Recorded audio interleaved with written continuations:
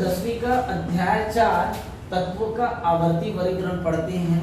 हम इस अध्याय के बारे में पिछली कक्षाओं में पढ़ चुके हैं, जैसे कि तत्व होता क्या है, कुछ तत्वों के नाम, इन सब चीजों को। ठीक है, देखो ये अध्याय बोलना क्या चाह रहा है, तत्वों का आवर्ती वर्गीकरण। एकदम स्पष्ट रूप से, सरल रूप से समझ लीजिए कि इस अध्याय में हमको तत्वों को क्या करना है, बांटना है। क्या करना, तत्वों को हमको बांटना है। यहाँ पे लिखा है वर्गीकरण करके, तत्वों का क्या किया गया, वर्गीकरण किया गया करके। तो स्पष्ट है यहाँ पे तत्वों को बांटना है। तो हम जान लेते हैं आखिर तत्व होता क्या है। हम पढ़ चुके पिछली क्लास में कि तत्व वे पदार्थ होते हैं जो एक ही प्रकार के परमाणुओं से मिलकर बने होते हैं। क्या बोला मैं, तत्व वे पदार्थ होते हैं जो एक ही प्रकार के परमाणुओं से मिलकर बने होते हैं, उसे हम लोग क्या कहते हैं, तत्व कहते हैं। जैसे आपने सुना होगा सोना, सोना क्या एक तत्व बोल देते हैं, क्योंकि सोना सिर्फ सोना से ही मिलकर बनता है। वो सोने के एटम से, परमाणु से मिलकर बनता है। उस पर लोहा, चांदी, तांबा ये सब चीजें मिली हुई रहती है। अतः सोना क्या है, तत्व है। प्रदर्शित किससे करते हैं, Au गोल्ड बोलते हैं। उसी प्रकार चांदी ये भी एक तत्व है, क्योंकि चांदी चांदी से मिलकर बनता है, उसमें दूसरा चीज नहीं मिला हुआ रहता है। तो चांदी कैसे, मतलब क्या, सिल्वर, Ag से प्रदर्शित करते हैं। ये निकले तांबा, कॉपर, किससे प्रदर्शित करते हैं, Cu से। ये सभी के सभी तत्व हैं। ठीक है, परिभाषा याद रखिएगा कि तत्व वे पदार्थ होते हैं जो एक ही प्रकार के परमाणुओं से मिलकर बने होते हैं। ठीक है, इस चैप्टर में क्या किया गया, तत्वों का पूरा इतिहास बताया गया। प्रारंभ में सबसे पहले टोटल 33 तत्वों का खोज हुआ था। कितने तत्वों का, 33 तत्वों का खोज हुआ था। और आज वर्तमान में हम लगभग 118 तत्वों को पढ़ते हैं। देखो पहले कितना था, पहले था 33 तत्व थे, आज कितना हो गया, 118 तत्व थे। तो जब तत्व कम थे, जब तत्व क्या थे, कम थे, तो उनके गुणों के बारे में याद रखना सरल है। भाई खुद सोच लो, मान लो 5 प्रकार के तत्व हैं। अब कोई बोले 5 प्रकार के तत्वों को, गुणों को याद कर लो, आसानी से याद किया जा सकता है। 5 हो गया, 20 हो गया, ऐसा करते करते मान लो 33 हो गया। ठीक है, अब इस इतने गुणों को क्या कर सकते हैं, कोई भी चलो याद रख सकता है। लेकिन जब तत्वों का और संख्या बढ़ती गया तो उसको याद रखना भी क्या होते गया, मुश्किल होते गया। इसलिए क्या हुआ, तत्वों का वर्गीकरण किया गया। मतलब ये क्या, पे टॉपिक बन जाता है कि तत्वों के वर्गीकरण की आवश्यकता, तत्वों के, इधर लिख लीजिए क्या, वर्गीकरण की आवश्यकता। तत्वों के वर्गीकरण की आवश्यकता मतलब ये कि ऐसा क्या आवश्यकता हुआ कि तत्वों को बांटा गया। तो आखिर ये सबको बांटा क्यों जा रहा है, तो रसायन शास्त्र के अध्ययन को सरल बनाने के लिए। इसलिए रसायन शास्त्र के अध्ययन को सरल बनाने के लिए तत्वों का वर्गीकरण किया गया। अगर कोई आपसे पूछता है कि तत्वों का वर्गीकरण क्यों किया गया, तब आप क्या बताएंगे कि रसायन शास्त्र के अध्ययन को सरल बनाने के लिए तत्वों का वर्गीकरण किया गया करके। अब हम क्या करेंगे, तत्वों को बांटना है हमको।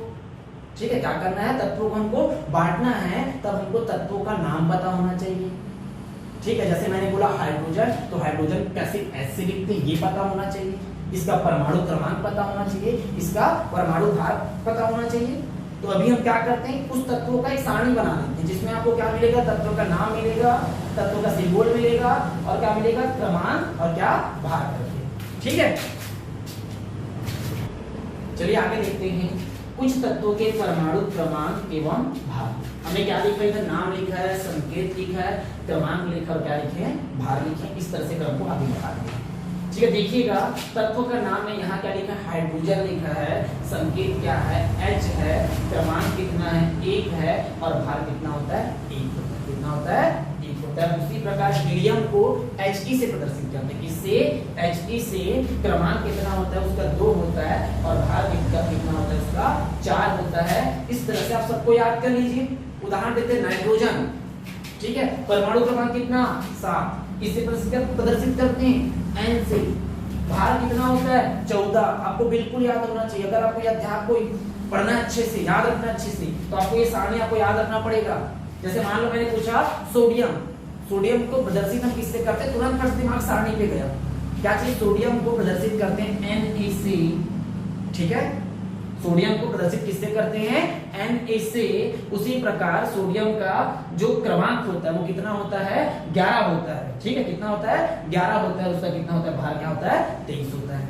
आप बिल्कुल इस सारणी को याद कर लीजिए। देखिए ये यहाँ पे 3 चीज लिखा हूं मैं, आर्गन, पोटेशियम और कैल्शियम। इन तीनों को याद रखना, आगे आपका काम आएगा। ठीक, आगे हम लोग कल देखते हैं।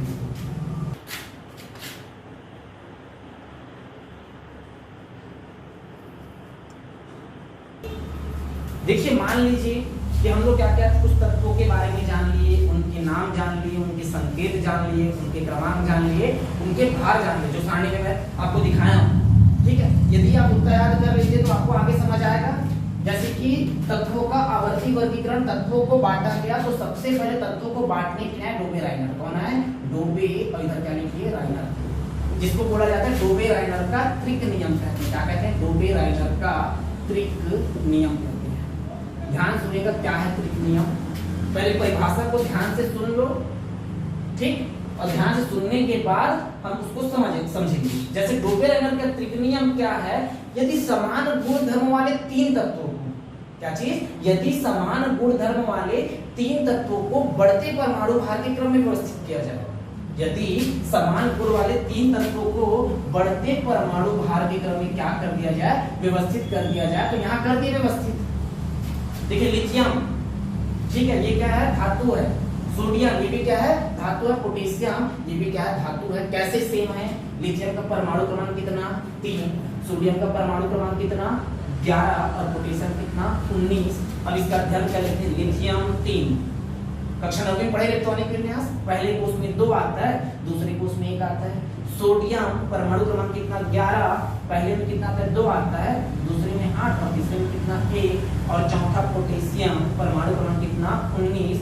पहले में 2, दूसरे में 8, तीसरे में 8 और चौथे में कितना? 1। ध्यान दीजिए, समान गुण वाले तीन तत्वों को बढ़ते परमाणु भार के क्रम में व्यवस्थित किया जाए। तो हमने क्या देखा? पहले समान गुण है कि नहीं? तो लिथियम के बाह्यतम कोश में कितना इलेक्ट्रॉन? 1, त्यागे का धातु कहलाएगा। सोडियम के बाह्यतम कोश में कितना? 1, यह भी त्यागे का धातु कहलाएगा। और पोटेशियम के बाह्यतम कोश में भी कितना? 1 इलेक्ट्रॉन, ये भी क्या कहेगा? उसको त्यागेगा और क्या कहलाएगा? धातु कहलाएगा। तो समान गुण धर्म वाले तीन तत्वों को क्या कर दिया जाए? बढ़ते परमाणु भार के क्रम में व्यवस्थित कर दिया जाए। कर दे बढ़ते परमाणु भार के क्रम में। इसका कितना होता है? 7। इसका कितना होता है? 23। इसका कितना होता है? पोटेशियम का होता है आपका 39। कितना होता है? 39 होता है। अभी देखना इधर, जब तीन तत्वों को जमा दिए बढ़ते परमाणु भार के क्रम में, तब बीच वाले तत्वों का परमाणु भार शेष दो तत्वों के परमाणु भार का औसत होता है। यही परिभाषा है। तब बीच वाले तत्वों का परमाणु भार शेष दो तत्वों के परमाणु भार का औसत होता है। देखते हैं, बीच वाला तत्व ये हो गया, शेष दो तत्व ये हो गए। तो शेष दो तत्व कितना? 7 और प्लस कितना? 29 बटे औसत निकालेंगे तो जितना संख्या उतना भाग। कितना संख्या? 2। कितना भाग? 2 हो जाएगा। 7 प्लस 39 बटे 2 बराबर कितना आ जाएगा? 46 बटे कितना हो जाएगा? 2 और प्रति कितना आ जाएगा? इधर 23 आ जाएगा। तो बीच वाले तत्व का परमाणु भार निकल जाता है। ठीक है, एक बार परिभाषा पूरा सुन लीजिए कि यदि समान गुण वाले तीन तत्वों को बढ़ते परमाणु भार के क्रम में व्यवस्थित किया जाए, तब बीच वाले तत्व का परमाणु भार शेष दो तत्वों के परमाणु भार का क्या होता है? औसत होता है। क्या आता है? औसत आता है। हम अगली क्लास में क्या देखेंगे?